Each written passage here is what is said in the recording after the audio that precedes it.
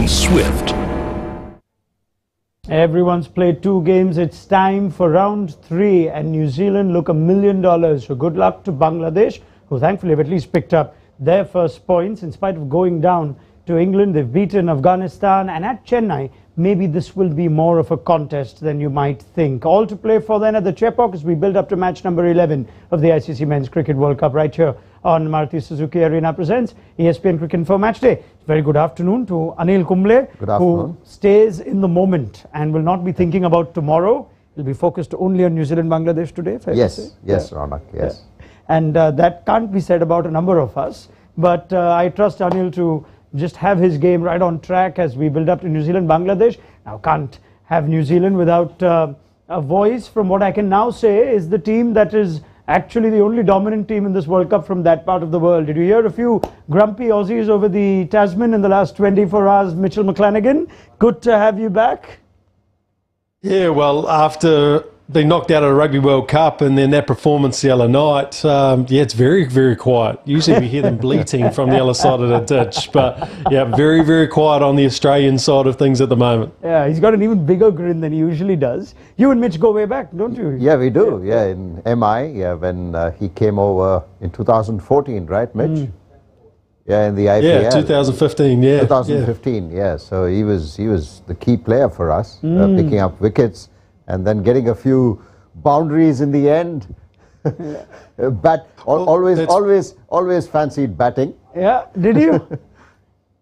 Well, it's every bowler's dream is to go out and hit a match-winning innings. So, you know, fortunately had the opportunity once or twice. But I think that's most bowlers. Anil, I'm sure you're the same. Probably enjoyed batting more than bowling at times. If my memory serves me right, did you go in at 4 in one game, somewhere like 3 or 4 or 4 or 5 to just whack a few, Mitch, for MI? Yeah, I did. And I walked out to the middle and Rohit was there and I said to him, what on earth am I doing in here? And he just laughed at me. He just giggled. So he was just giggling from the other end of the whole time. And then Mahela the next year when he came as coach, because Ricky moved on, he put me up to 3. Yeah. And that was the last time I got a promotion because I was part of a hat-trick. Poor thing. Poor Mitchell McClenaghan. He could have been one of the great all-rounders of the IPL. He ended up being one of the most memorable fast bowlers in MI's very rich and successful history. But IPL chat will be shelved and brought back perhaps a bit later as we look ahead to New Zealand versus Bangladesh. And I guess the question in everyone's mind is, this looks like a game that Bangladesh don't stand a chance. But why should New Zealand be wary, especially given that we're seeing our second game now at the Chepauk? I think Chennai surface will certainly bring Bangladesh into their own, because this is something, if it behaves the way it did when India played Australia, then certainly Bangladesh bowlers and the batters will fancy their chances. It's tough against New Zealand. We know New Zealand certainly don't drop their guard against Bangladesh, or we saw that even against Netherlands. So it's going to be quite a challenge for Bangladesh, but at least if the pitch assists spinners and if it is on the slower side, then certainly Bangladesh will fancy their chances. Yeah, I mean, just as we look at the record between these two teams, Bangladesh will have a little more confidence going into this game in spite of what is a very lopsided record in World Cup cricket, where it's 5-0 and counting to New Zealand in World Cups. But in Bangladesh and in recent times as well, it's 8-7. So when they play in these conditions, you think they stand more of a chance. Often they go all-out spin, but there's no surprises in that graphic. In fact, since 2019, it's 9-0. So that Bangladesh series win over New Zealand was a long time back. The point Anil makes here, and I guess the sentiment with all of us, Mitch, is this: sometimes these fixtures are slippery for some teams, but New Zealand is so efficient when it comes to playing low-ranked teams in World Cup cricket. You just can't see them slip up, can you? Looking at the numbers, it does look like they don't lie, but I remember in 2015 they pushed us right to the line. Mamadula got 100 in New Zealand. At Hamilton, he was outstanding. And then again, when they beat us in the Champions Trophy in 2017, I believe, in England, he again scored 100. And that's what it's going to take for Bangladesh to compete against New Zealand tonight, it's going to have to be 100 from one of their big boys. Shakib Al-Hassan has got to be able to stand up, score some runs. Shanto, Litton Das, or even Mahmudullah again. They're going to have to get a big score to be able to compete. I mean, it's a very different Mahmudullah from that time that Mitch talks about. Found his way out of the playing 11 too. But big news from the Chepauk is a welcome return to Kane Williamson, which is always nice to see. So New Zealand's captain, we expected him to be back. He addressed the media on the eve of this game and said, I'm looking good, I'm feeling good, I'm ready to go. And I guess, Mitch, that just raises the hopes even further. Perfect start to the tournament, thumping of England and all that. But Williamson returning, there's a sense of calm and assurance about the return of Kane, isn't there? Yeah, well, if he had any nerves, he's hiding them under that beard, that's for sure. He looks as calm as I've ever seen him.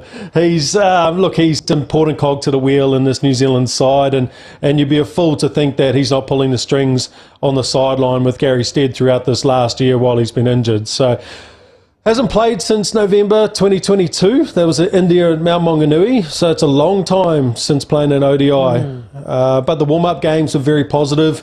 He wasn't dismissed against Pakistan or South Africa, so he looked good. The main thing's going to be how well he's going to be able to move in the field, and is that going to hold the New Zealand unit back. But out of all of that, with Kane being back, look, hey, he's an exceptional player, but I'm excited that Tom Latham got some runs in the last game, and now that burden of being the captain's off his shoulders, I'm expecting him to perform as well. All right, some interesting team news coming, so we'll get to that in just a second, but let's go to the decision at the toss first up. And the New Zealand are going to bowl first. A result of what they saw in the India-Australia game, perhaps? Yeah, I think even due in Chennai, Australia struggled in the second half. Yes, there was something on offer for the first 15-20 overs when Australia bowled against India, but after that it was tough for the spinners. So I guess New Zealand choosing to bowl first, making use of the conditions first up, and ensuring that spinners can play a big part, which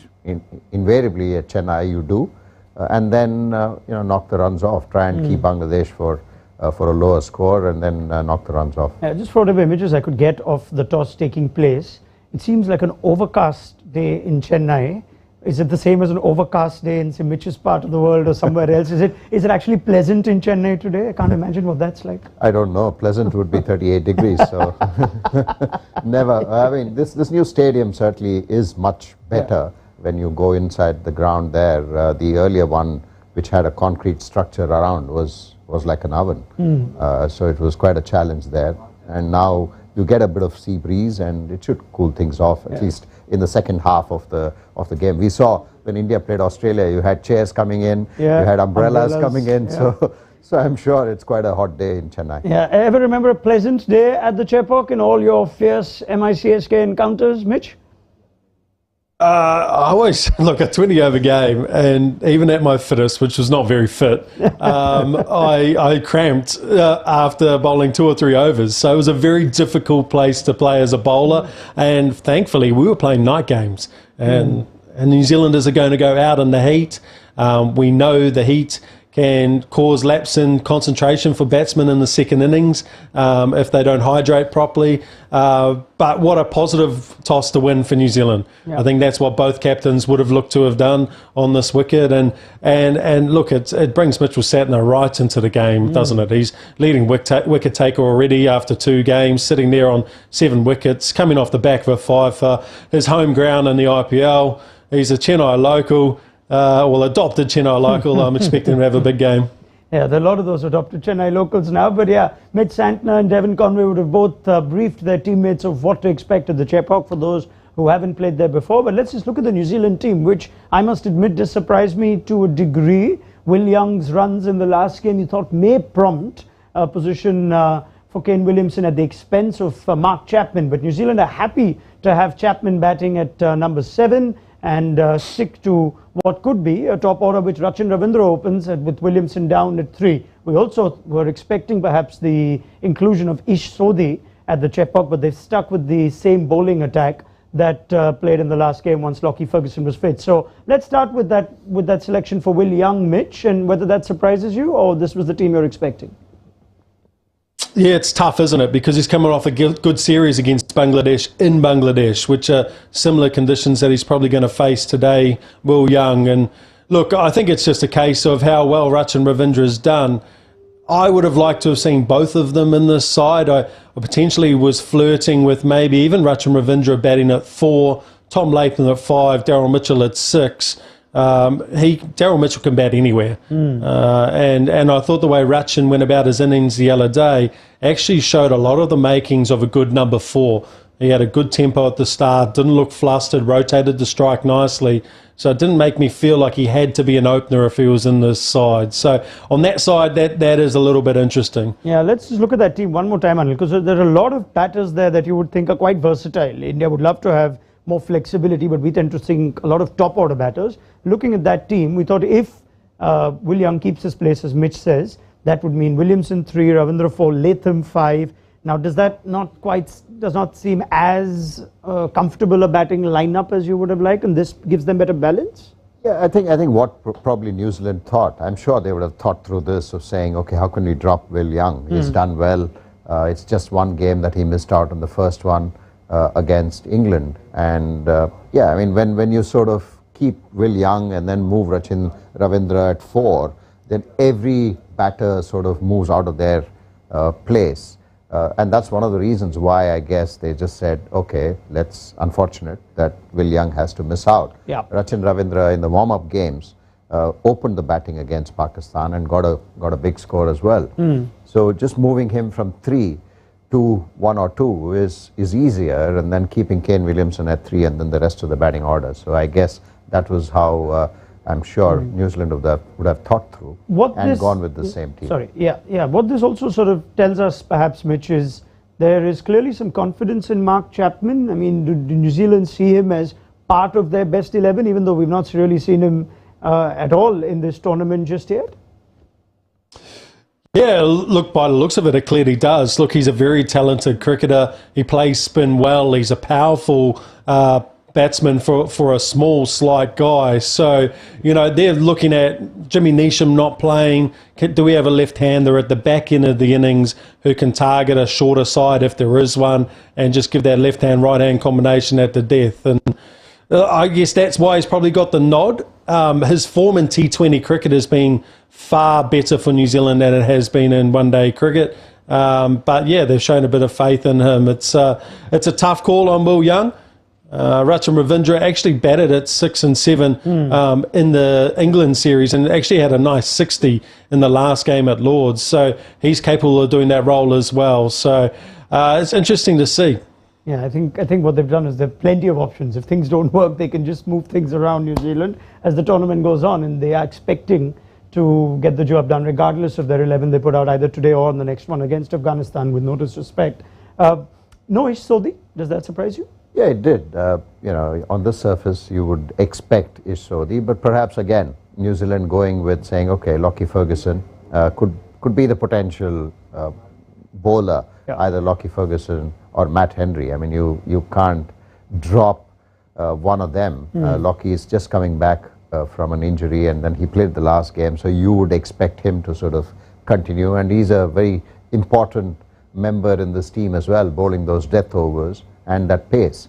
So they just probably felt that it was just this one-off game. We have 2 spinners. If need be, we can get Chapman to bowl, and you have options there. There's Ravindra, there's Phillips, there's Santner. So you have plenty of options. So maybe that's one of the reasons they just said, let's not make too many changes. Just go with one, which is an obvious change. Will Young misses out, but you know, Kane Williamson comes back. Yeah, if Lockie was sort of fit and had played enough cricket, you sense maybe they would have then been tempted to play a horses for courses sort of thing, Mitch. I'm thinking they're just trying to get their best bowling together, and this is, as we spoke before the last game, that their best bowling attack with Henry, Ferguson and Bolt. Yeah, I think this is the lineup that they want to take throughout this tournament, right? They want the swing of Bolt up front, the accuracy and seam movement of Matt Henry, and then Lockie Ferguson to come with sheer pace. And he's probably been the one who's been a little bit disappointing over the last 12 months. We all know how good he is, how fast he can bowl, how much he can break a game open, but he just hasn't been able to take those wickets in the middle. And the other night, while he was not very expensive, he was miserly in going at fours, he didn't make those breakthroughs and hasn't for some time. So for New Zealand to really threaten the title towards the back end of the tournament, you've really got to be able to take wickets in the middle of the innings. And Lockie Ferguson's a key contributor to that phase of the game, and hopefully he can get some confidence in this game today. All right. Well, let's spend some time on the Bangladesh 11 as well and see if there are any changes from the team that went down rather timid fashion to the defending champions, England, at Dharamshala. And as I just scanned through that team, Mehmudullah returns, so it's only one game for Mahedi Hassan, who got a forfeit in the last one. But I'm not sure what that tells us about this Bangladesh team, Anil, that they dropped Mehmudullah after one game. They've now brought him back against New Zealand. He'll probably bat somewhere there, low down the order. Yeah, he's a quality player. It's just that he's not been in great form, and possibly looking at the previous results that Bangladesh has had against New Zealand, where he's played a key role in getting those hundreds. One of the reasons why probably he comes back into the playing 11. It's a good team. They have plenty of experienced players there. It's just that all of them need to come together in one game, which has not been happening for Bangladesh for quite some time now. Even in the Asia Cup, they of course beat India, but that was when India had already made it to the finals, and this was the last game of the qualifiers. Yep. So in that sense, Bangladesh need to bring their A game here, and hoping that on this surface they'll feel a lot more at home than at Dharamshala when they played England. I know that he played in that series in Bangladesh that you were there as well for, Mitch. You covered that series, and he's become a number 6 with the odd 40s and 30s, and not the batter who's scoring hundreds in Australia and New Zealand 8 years ago in this competition. Is there anything you've noticed as to what explains the dipping stocks of Mehmudullah?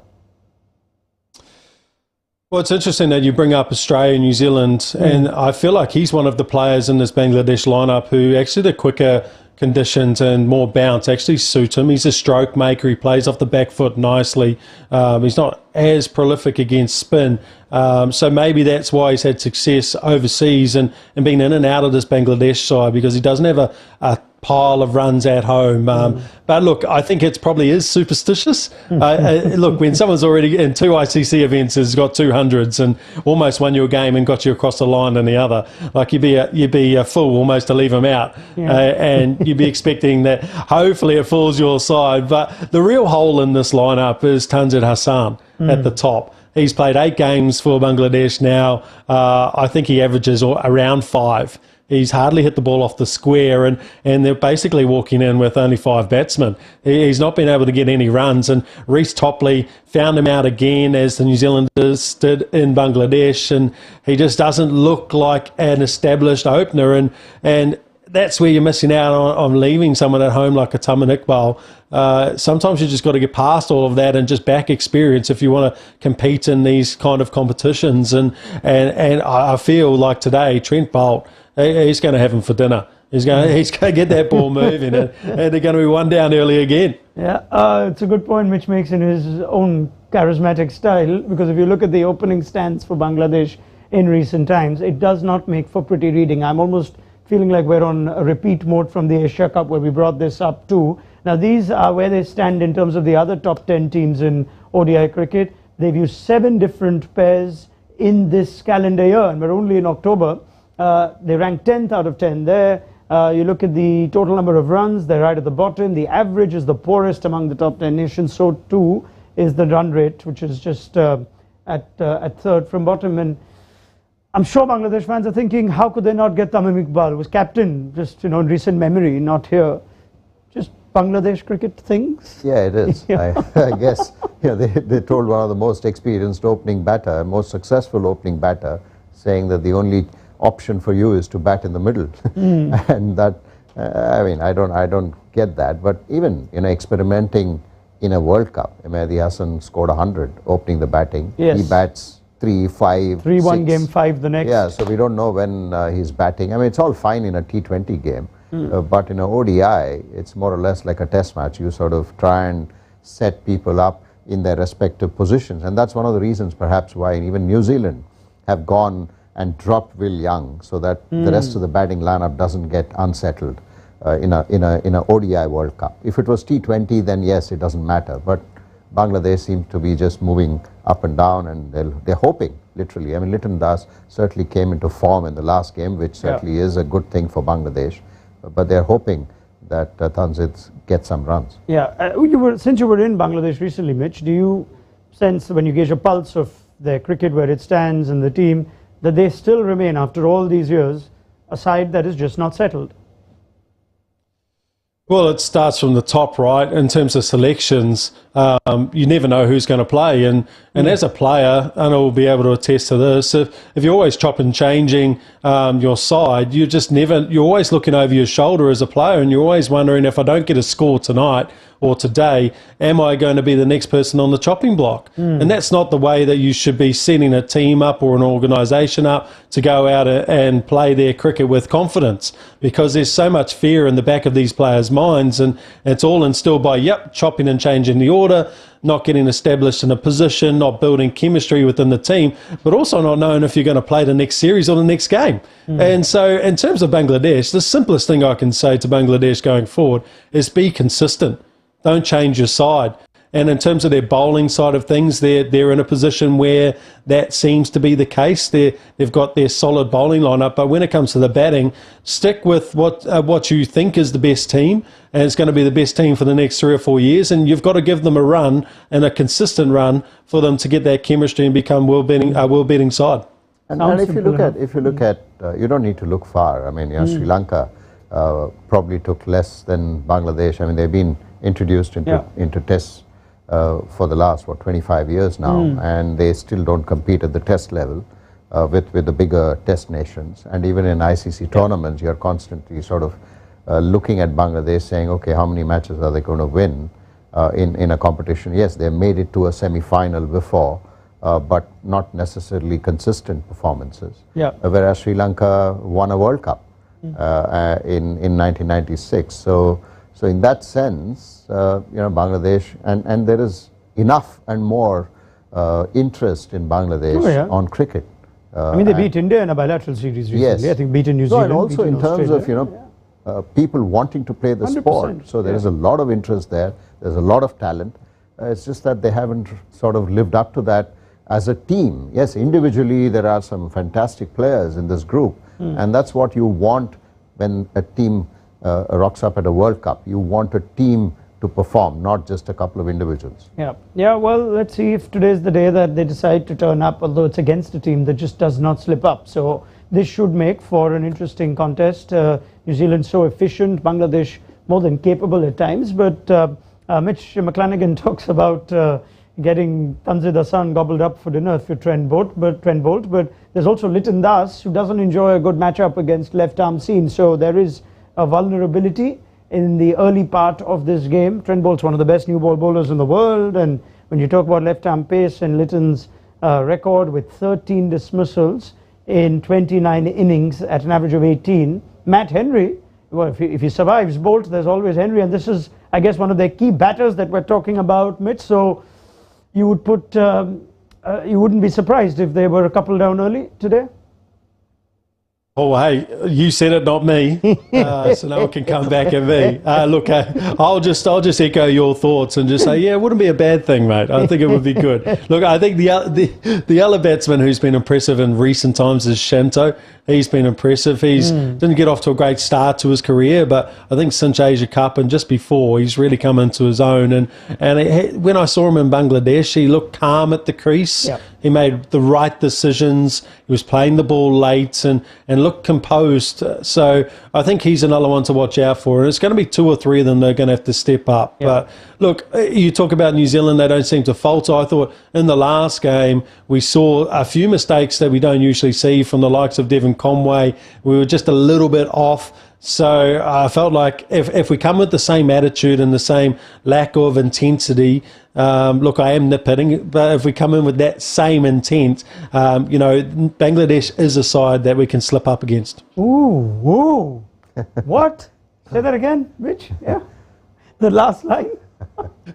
I said if we come in with the same intent, which I know we won't. So. Yeah, let me just show you. I'd saved it for the second half now that New Zealand are bowling, but let me just show you Devon Conway's record at the Chepauk for what it's worth.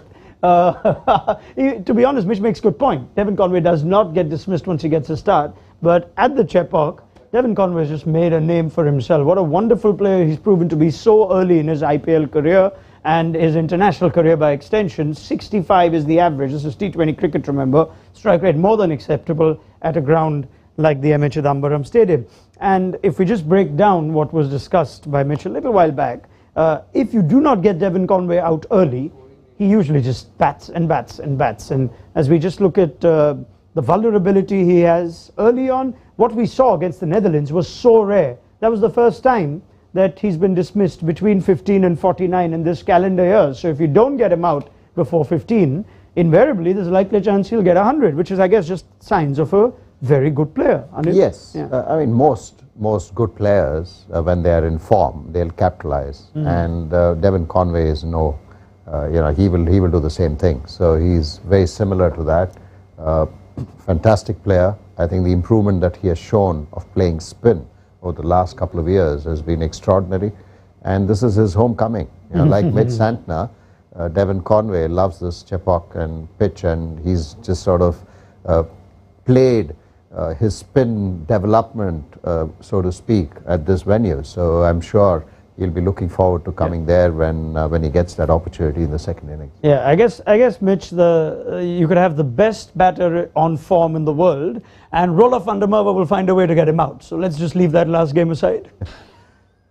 Oh, look, that's one of those ones where he obviously thought it was yum-yums being thrown up. He thought he could hit him 40 rows back.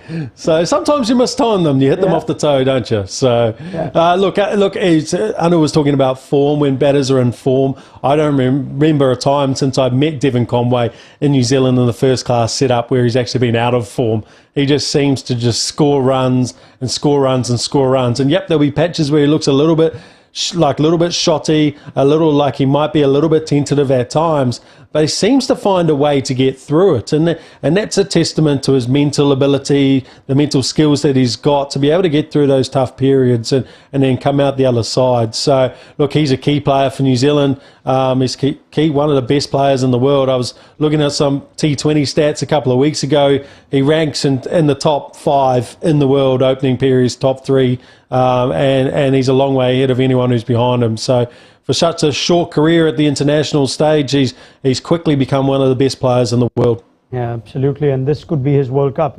If this ends up being another World Cup where New Zealand go deep, wouldn't surprise you if Devon Conway is one of the key reasons for it with bat.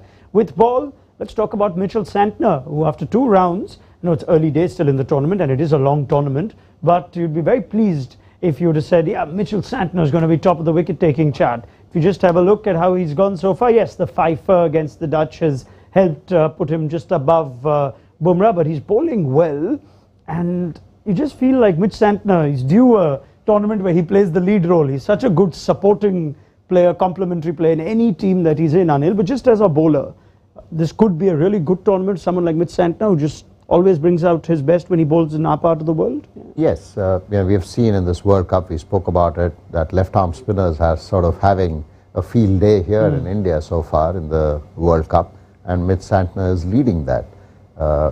Very similar to a Dan Vittori. Of course, Dan Vittori got a lot of wickets in test matches too, but in white ball cricket, he's someone who's looked at or thrown the ball from the skipper to bowl in the power play when New Zealand need a wicket, and even sometimes when New Zealand need to restrict the batter if they are going really hard. So he has that ability to come in and bowl in those key moments, and that says a lot about a left-arm spinner.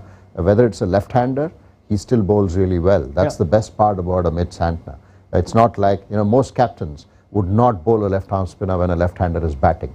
But we have seen on many occasions, even in the IPL, where Mitch Santner comes on and bowls to a left-hander in the power play. So that says a lot about the bowler. Yeah, Mitch, from what you've seen of Mitchell Santner, what has he sort of added to his game? Because as good as he is, that we know, he often doesn't have the volume of cricket that a lot of other top left-arm spinners in the world do. He doesn't get as much IPL game time either. And I'm just thinking, this guy doesn't show any signs of having lost confidence in his bowling because he's not bowling as much. In fact, if anything, he gets better and better. Yeah, to me, it looks like he's been working on consistently being able to land the ball on the same spot with all those changes of pace that he possesses.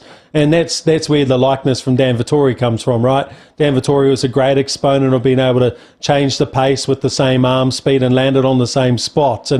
And look, he's been working on trying to get that front arm a little bit higher to be able to get him rotation through the crease a little bit quicker to be able to get some more action on the ball. And he's starting to turn the ball quite big. So I'm expecting him to get quite a lot of turn in these conditions today, hopefully, with them winning the toss first. But what I did like hearing Mitchell Santner talk about in the press conference after the last game is that his mindset is about being aggressive, and he's really trying to make sure that he's going out there and he's taking wickets in the middle, because in the past Mitchell Santner has been more of that holding role, and you can get sucked into that in New Zealand where the wickets don't turn as much, and I feel like he's been far more aggressive in recent times and actually grown into that role of actually saying, I can change this game in the middle for New Zealand, I can take these wickets, as opposed to relying on the seamers who are coming back. That plays such a big part in the success of a spinner, doesn't it? Yeah, it does. I mean, it's a mindset change, and you have to have that, especially if you're playing the shortest format as a spinner, because the batters are going to come hard at you, and you need to sort of constantly keep thinking of a wicket. And like Mitch mentioned, it's important for a spinner, and that's probably the shift in the way he has approached his game and the mindset coming into this World Cup, thinking that this is India, the World Cup is here. He has played in all these venues before, so he knows that, look, I need to lead wicket taking in those middle overs, and then that's how he's approached it, and he's been successful. Yeah. Gee, time flies when you're having fun. Since Mitch has been on, I didn't realize we're already out of time. So let's get a first innings prediction now. Let's start with Anil Kumble. Australia struggled to get 199 over here. What are you expecting from Bangladesh? I think Bangladesh should get around 240, I feel. They have the ability. Mushfiqur Rahim is a good player of spin. Yep. And with Mahmudullah coming back in, Shakib should get some runs. So I'm hoping that Bangladesh will get some runs and get to 240. 240 would still at best be a par score here? It's about a par score. Right. Okay. But with the dew coming in, it becomes that much more difficult. All right, Mitch, go on. Yeah, I'm 0-1 for these predictions. Wasim took me down the other day, so I'm going to go 220. I think New Zealand's going to bowl well. I really do. I think they're just going to keep on consistently taking wickets, and Bangladesh won't come back from that. I'll tell you what, I'll give you another crack at it, because just the corner of the first ball of the game has resulted in Liton Das being caught at fine legs. So Bangladesh are none for one. So I was anyway going to say 180, but if you want to, that's to make sure you guys look good. So if you want to go below that 220 or below that 240. 160. No, because Mitch thinks that Tanzit won't last a ball. I was hoping that Liton Das will get some runs, and Litton's out first ball. Yeah. We should just stay live. Yeah, it'll be all over in half an hour. Oh, stop it, Mitch. All the love from Bangladesh that you must have got, you won't get it again. Right. Okay, we leave it there, but it's been a perfect start for New Zealand. We're expecting them to get the job done here, but can Bangladesh at least put up a fight? It's a big thank you to Anil Kumble as well as Mitchell McClenaghan. I'm going to get plenty more from them as this game moves on at the Chepauk. Download the ESPN Cricket for mobile app, would you? You'll have all the updates from the World Cup, including build-up, I'm sure, that must be underway for the big one tomorrow in Ahmedabad. And New Zealand aim to make it 3 out of 3 before that and sit pretty at the top of the World Cup points table. So we'll see you at the end of the Bangladesh innings on Maruti Suzuki Arena presents ESPN Cricket for Matchday.